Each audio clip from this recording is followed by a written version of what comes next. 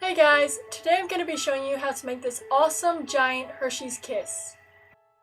So what you're going to need is 20 regular marshmallows, 1.5 tablespoons of butter, some baking chocolate, 3 cups of Rice Krispies, some tin foil, and last but not least, a funnel. To start off with, you're going to want to turn your burner on low and melt your butter in a pan.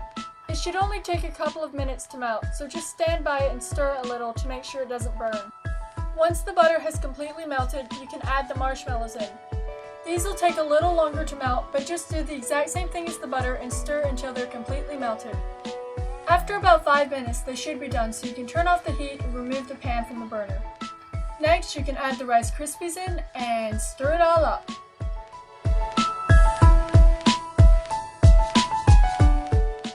This next part is really important. You need to grease your funnel with butter and you need to make sure that you get every single inch.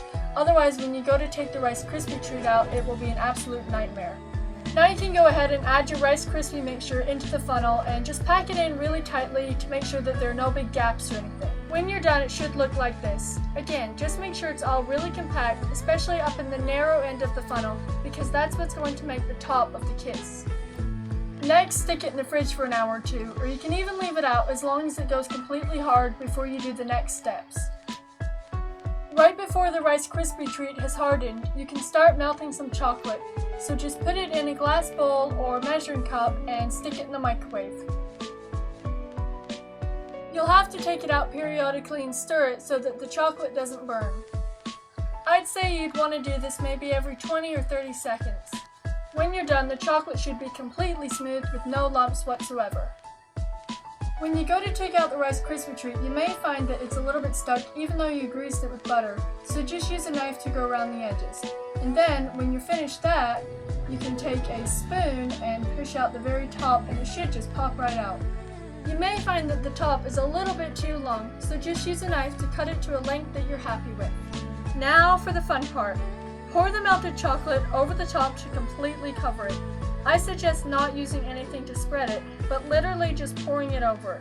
That way you can avoid the chocolate getting smudged or uneven.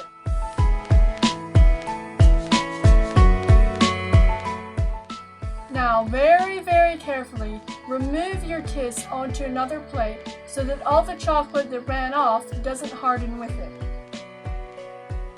It depends on what kind of chocolate you use, but after about half an hour, you should have this beautiful, scrumptious looking masterpiece.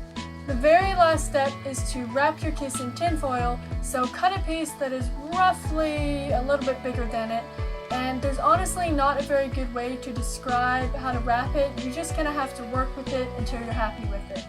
If you want to, you can grab a piece of paper and write on it, kisses or whatever it is you want to, and then just kind of stick it in with the tin foil to make it look like a real, true Hershey's Kiss.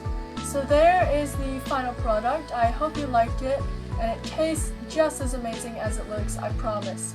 Thank you for watching, and we'll hope to see you soon. Bye!